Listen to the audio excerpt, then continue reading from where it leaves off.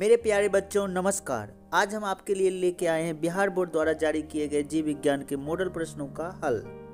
तो जैसा कि आप लोग जानते हैं कि अब आपके जो है एग्जाम में कुल 70 ऑब्जेक्टिव पूछे जाएंगे, उनमें से 35 ऑब्जेक्टिव प्रश्नों का जवाब आपको सही सही देना है। तो हम चलते हैं अपने पहले प्रश्न की ओर। पहला प्रश्न आपके स्क्रीन पे दिख रहा होगा। टेपेटल कोशिका होती है अगुणित, द्विगुणित, त्रिगुणित, बहुगुणित। तो टेपेटल कोशिका जो होती है द्विगुणित होती है। ठीक है बच्चों। आपका अगला प्रश्न है केला उदाहरण है। केला उदाहरण है असंग जनन, बहुभुन्नता, अनिषेक फलन, अनिषेक जनन। तो केला जो आपका है अनिषेक फलन का उदाहरण है, यानी ऑप्शन सी इसका सही जवाब होगा। हमारा अगला प्रश्न है खमीर का उपयोग इनकी तैयारी में की जाती है। खमीर का उपयोग किसकी तैयारी में की जाती है? दही, चीज, एस्टिकम, एथाइल एल्कोहल। तो खमीर का उपयोग जो है एथाइल एल्कोहल बनाने में किया जाता है। अगला प्रश्न है मादा मनुष्य के मासिक चक्र को प्रभावित करता है केवल एलएच, केवल एस्ट्रोजन, केवल एफएसएच, एलएच, एफएसएच तथा एस्ट्रोजन। तो ये आपका सही जवाब होगा ऑप्शन डी। तीनों तरह का जो हार्मोन होता है मादा मासिक चक्र को प्रभावित करते हैं। अब का अगला प्रश्न है किस ग्रंथि का स्राव शुक्राणु को पोषित करता है? किस ग्रंथि के स्राव शुक्राणुओं को पोषित करता है? सेमिनल वेसिकल, पेरिनीरियल ग्रंथि, पोरुस ग्रंथि, दोनों बी तथा सी। तो इसका सही जवाब होगा बच्चों option A seminal vesicle. Seminal vesicle, ठीक है। सेमिनल वेसिकल ग्रंथि जो होते हैं शुक्राणु को पोषण प्रदान करते हैं। आपका अगला प्रश्न है बाह्य निषेचन इनमें होता है जेलीफिश, सी स्टार, दोनों सरीसृप। तो जैसा कि आपको याद होगा निषेचन दो प्रकार के होते थे, एक आंतरिक निषेचन और एक बाह्य निषेचन। आंतरिक निषेचन शरीर के अंदर होते थे, बाह्य निषेचन शरीर के बाहर। तो ये जो जेलीफिश होते हैं और सी स्टार दोनों में जो है बाह्य निषेचन होते थे। इसका सही जवाब होगा ऑप्शन सी, यानी ऑप्शन सी जो है इसका सही जवाब है। अगला प्रश्न है सिनर्जिड कोशिकाएं होती है। सिनर्जिड कोशिकाएं होती है अगुणित, त्रिगुणित, द्विगुणित, बहुगुणित। तो सिनर्जिड कोशिका जो होती है वो अगुणित होती है, यानी ऑप्शन ए इसका सही जवाब होगा। अगला प्रश्न है सपरागन होता है चिटोनोगेमी, जेनोगेमी, कलिस्टोगेमी, चेस्मागेमी। तो इसका सही जवाब होगा बच्चों ऑप्शन सी कलिस्टोमोगेमी, ठीक है, कलिस्टोमोगेमी। अगला प्रश्न है आपका टेटनस द्वारा उत्पन्न विष प्रभावित करता है। टेटनस द्वारा उत्पन्न विष प्रभावित करता है स्वैच्छिक मांसपेशियों को, अनैच्छिक मांसपेशियों को, दोनों को, जबड़े की हड्डियों को। तो टेटनस जो होते हैं हमारे स्वैच्छिक मांसपेशियों को प्रभावित करता है। तो इसका सही जवाब होगा ऑप्शन ए, ठीक है बच्चों। आप लोग इन सभी प्रश्नों को आज जरूर से जरूर कर लीजिएगा, किसी भी तरह से आप अपने माइंड में सेट कर लीजिएगा, क्योंकि ये सभी प्रश्न एग्जाम में पूछे जाते हैं। अगला प्रश्न है अवुर्दीय विषाणु रोगजनक है कैंसर का, क्षय रोग का, पीलिया का, पोलियो का। तो अवुर्दीय विषाणु जो है कैंसर का रोगजनक है, ठीक है। तो अगला प्रश्न है बच्चों पौधे में तीर्णमारक प्रतिरोधक जीन होता है। तीर्णमारक प्रतिरोधक जीन होता है सीटी, बीटी, एचटी, बी तथा सी दोनों। तो इसका सही जवाब होगा बीटी, ठीक है, ऑप्शन बी जो है सही होगा। अगला प्रश्न है आपका पेनिसिलिन प्रतिजैविक उत्पन्न होता है। पेनिसिलिन प्रतिजैविक उत्पन्न होता है कृमि से, विषाणु से, पौधे से, पेनिसिलियम नोटेटम से। तो आपको याद होगा कि पेनिसिलियम नोटेटम से जो है हमारा प्रतिजैविकी पेनिसिलिन प्राप्त होता है। तो इसका सही जवाब होगा ऑप्शन डी, ठीक है बच्चों। हमारा अगला प्रश्न आपका जो है स्क्रीन पे दिख रहा होगा जल क्रमक में अग्रगामी समुदाय का निर्माण करते हैं। जल क्रमक में अग्रगामी समुदाय का निर्माण करते हैं पादप प्लवक, डाइटम, हरित शैवाल, बेलेसेनिया, लेमना, साइप्रस, ए तथा बी दोनों। तो इसका सही जवाब जो होगा पादप प्लावक, डाइटम्स, हरित शैवाल दोनों होंगे। तो इसका सही जवाब आपका ऑप्शन सी ऑप्शन डी होंगे, ठीक है। इसका सही जवाब जो होंगे ऑप्शन डी होंगे। पादप प्लावक भी होते हैं और डाइटम और हरित शैवाल भी होते हैं। हाँ, जल क्रम का जो अग्रगामी समुदाय होते हैं वो ए बी दोनों होंगे, ठीक है। यानी ऑप्शन डी इसका जो है सही जवाब होगा। अगला प्रश्न आपके स्क्रीन पे दिख रहा होगा, क्रस्टोज लाइकेन का उदाहरण है। क्रस्टोज लाइकेन का उदाहरण है राइजोबियम, पोटेमोजोटॉन, राइजोकॉर्पन, लेमना। तो इसका सही जवाब होगा राइजोकॉर्पन। ऑप्शन सी जो है आपका सही होगा। ठीक है। अगला प्रश्न है, गुणसूत्र का इक्रोमेटिन होता है। गुणसूत्र का इक्रोमेटिन होता है उदासीन, अनुवांशिकता सक्रिय, अनुवांशिकता निष्क्रिय, बी तथा सी दोनों। बी तथा सी दोनों। तो जो गुणसूत्र का इक्रोमेटिन होता है वो जो है आपका अनुवांशिकता सक्रिय होता है, यानी ऑप्शन बी जो है इसका सही जवाब होगा। अगला प्रश्न है, संकर शक्ति निम्न में से किस घटना के कारण होती है। संकर शक्ति निम्न में से किस घटना के कारण होती है। समयुग्मता के कारण, विनियम, विषम युग्मता, कायएज्मा। तो इसका सही जवाब जो होगा आपका ऑप्शन सी विषम युग्मता के कारण होता है। अगला प्रश्न आपका है आपके स्क्रीन पर, जफरबंडी, मुराह तथा मेहसाना नस्लें हैं भेड़ का, गाय, बकरी, भैंस का। तो ये जो नस्ल है आपका भैंस का है, यानी इसका सही जवाब जो होगा ऑप्शन डी होगा। ठीक है, ऑप्शन डी जो है बच्चों इसका सही जवाब होगा। अगला प्रश्न आपके स्क्रीन पे दिख रहा होगा, मछली के फ्लॉर में प्रचुरता होती है, यानी मछली के जो आटा होते हैं उसमें शर्करा की, वसा की, प्रोटीन की, विटामिन की। तो वैसे तो मछली की आटा में जो है प्रोटीन और विटामिन दोनों होती है, लेकिन प्रचुरता अधिक मात्रा में जो है प्रोटीन पाए जाते हैं, यानी ऑप्शन सी जो है इसका सही जवाब होगा। ठीक है बच्चों। अगला प्रश्न है, अनुदैर्ध्य विखंडन किस में होता है। अनुदैर्ध्य विखंडन किस में होता है। अम्बीबा में, प्लाज्मोडियम में, ब्रोटीसेला में, पारामेसियम में। तो इसका सही जवाब जो होगा बच्चों ब्रोटीसेला में, यानी ऑप्शन सी जो है इसका सही जवाब होगा। तो हम लोग बच्चों चलते हैं अगले प्रश्न की ओर। हाँ बच्चों, वीडियो को आप लोग लाइक कर दीजिए और अगर चैनल पर नए हैं तो आप ज़रूर से ज़रूर सब्सक्राइब कर लीजिए। तो हम अगले प्रश्न की ओर चलते हैं। हमारा अगला प्रश्न है, मार्केंसिया एक लिंगाश्रयी पौधा है। मार्केंसिया एक लिंगाश्रयी पौधा है तथा इसका यौन अंग विकसित होता है टालसेल पर, आर्किगोनेओफोर पर, एंथ्रिडोफोर पर, बी एवं सी दोनों में। तो इसका सही जवाब जो होगा बच्चों बी एवं सी दोनों होगा। ठीक है। अब अगला प्रश्न आपके स्क्रीन पर है, एक मोनोहाइब्रिड क्रॉस का जिन प्ररूप अनुपात होता है।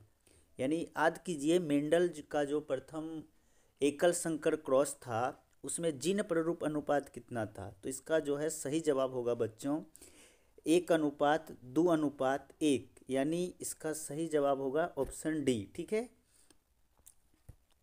अगला प्रश्न है आपका, एक जीन युग्म दूसरे के प्रभाव को छिपा देता है। एक जीन युग्म दूसरे के प्रभाव को छिपा देता है तो ये घटना कहलाता है। ये घटना कहलाता है उत्परिवर्तन, प्रबलता, प्रभाविता, सहप्रभाविता। देखिए, एक जीन युग्म दूसरे के प्रभाव को छिपा देता है तो इसको हम लोग कहते हैं प्रबलता। ठीक है।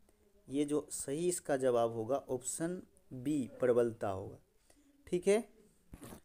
अगला प्रश्न है बच्चों आप लोगों के स्क्रीन पे, पारस्परिकता का एक उदाहरण है। पारस्परिकता का एक उदाहरण है रिक्सिया, सिलेजिनेला, एस्पाइरोगाइरा, लाइकेन। तो याद कीजिए पारस्परिकता जो एक दूसरे से के साथ साथ होते थे। तो इसका सही जवाब जो होगा बच्चों ऑप्शन डी जो है इसका सही जवाब होगा। लाइकेन में जो है पारस्परिकता का दिखाता है। लाइकेन जो होता है कवक और शैवाल, कवक और शैवाल दोनों के पारस्परिकता से बनते हैं। तो ये लाइकेन शैवाल पे और शैवाल जो है कवक पे और कवक जो है शैवाल पे डिपेंडिंग रहते हैं। अगला प्रश्न है आपका बच्चों, चरमोत्कर्ष समुदाय की प्रकृति निर्भर करती है जलवायु पर, जल पर, मृदा की उर्वरता पर, तापमान पर। तो इसका सही जवाब होगा बच्चों जलवायु पर। ये जो इसका सही जवाब होगा जलवायु पर, यानी ऑप्शन ए जो है इसका सही जवाब है। तो हम लोग चलते हैं अपने अगले प्रश्न की ओर। अगला प्रश्न है, एक बाध्य जड़ परजीवी है, एक बाध्य जड़ परजीवी है। अमरबेल, बिस्कम, रिफ्लेशिया, ए एवं सी दोनों, ए एवं सी दोनों। तो इसका सही जवाब होगा रेफ्लेशिया, रेफ्लेशिया, यानी ऑप्शन सी जो है इसका सही जवाब है। तो हम अपने अगले प्रश्न की ओर चलते हैं बच्चों। अगला प्रश्न है हमारा, एक उत्परिवर्जन प्रदूषक है, एक उत्परिवर्जन उत्प्रदूषक है carbon, organophosphate, chlorinated hydrocarbon, nitrogen oxide. तो इसका सही जवाब होगा option C, chlorinated hydrocarbon, chlorinated hydrocarbon, यानी ऑप्शन सी जो है इसका सही जवाब होगा। तो हम लोग अपने अगले प्रश्न की ओर चलते हैं।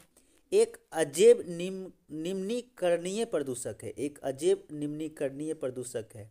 हरी पत्तियाँ, अखबार, गोबर, डीडीटी। देखिए अजैव, जैव नहीं अजैव, तो देखिए हरी पत्तियाँ हो गया, अखबार हो गया, गोबर हो गया, तो ये सभी अपघटित होने वाला है। जबकि डीडीटी को आप अगर गौर से देखिए तो ये अपघटित होने वाला नहीं है, यानी ये अजैव है। तो इसका सही जवाब जो होगा ऑप्शन डी, डीडीटी होगा। ठीक है बच्चों, तो हम अपने अगले प्रश्न की ओर चलते हैं।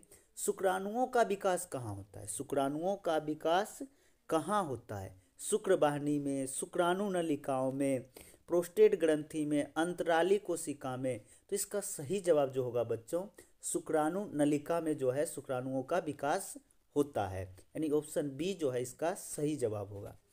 अब हम लोग अपने अगले प्रश्न की ओर चलते हैं। रिलैक्सिन हार्मोन किसके द्वारा स्रावित होता है? रिलैक्सिन हार्मोन किसके द्वारा स्रावित होता है? अंडाशय द्वारा, एड्रिनल ग्रंथि द्वारा, विल्सन द्वारा, पिट्यूटरी ग्रंथि द्वारा।